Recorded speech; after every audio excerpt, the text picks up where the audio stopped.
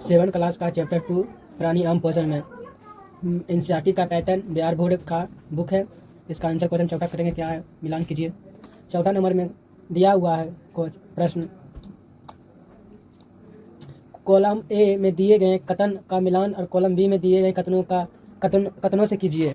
Column A और column B, column और ए और कॉलम बी में क्या है वो देखना है।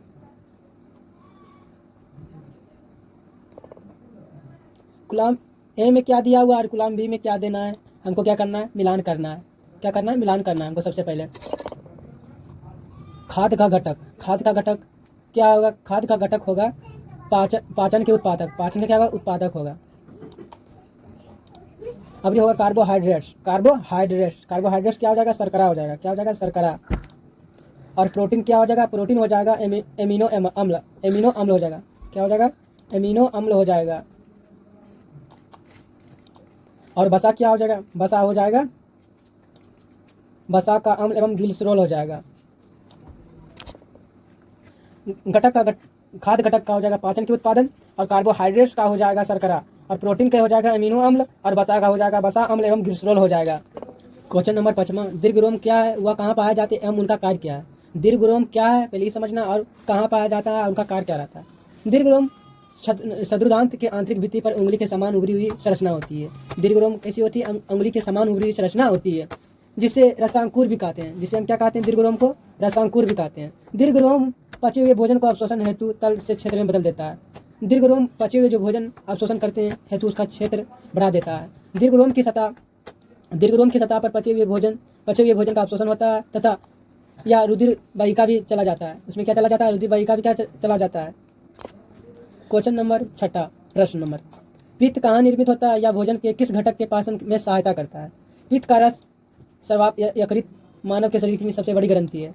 यकृत क्या है, मानव के शरीर का सबसे क्या है, बड़ी ग्रंथि है, जिसे पित्त रस नामक थैली संग्रहित किया जाता है। कौन सा नामक थैली संग्रहित किया जाता है, पित्त रस, पित्ताशय नामक थैली को संग्रहित किया जाता है। और ये पित्त वसा के पाचन में मदद करता है।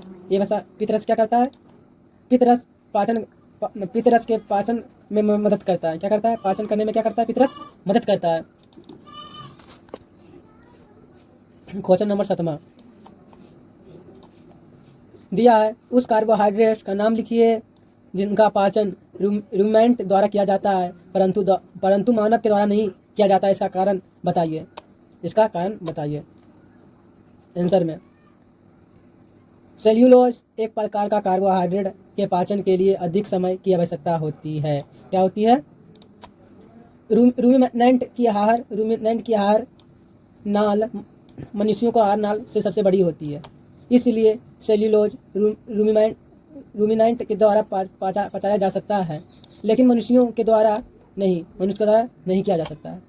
फिर से समझना है, सेल्यूलोज एक प्रकार का क्या है, कार्बोहाइड्रेट है, पाचन के लिए अधिक समय तक आवश्यकता होती है। सेल्यूलोज क्या होती है, पाचन के लिए अधिक समय तक आवश्यकता होती है, जिससे रूमिनेंट के आहार नाल मनुष्यों के आहार नाल से क्या होती है, सबसे बड़ी होती है। इसलिए सेल्यूलोज रूमिनेंट के द्वारा पचाया जा सकता है। सेल्यूलोज किसके द्वारा पचाया जा सकता है, किसके द्वारा, रूमिनेंट के द्वारा पचाया जा सकता है। किसके द्वारा, रूमिनेंट के द्वारा पचाया जा सकता है, लेकिन मनुष्य के द्वारा नहीं पचाया जा सकता है। मनुष्य के द्वारा नहीं पचाया जा सकता है।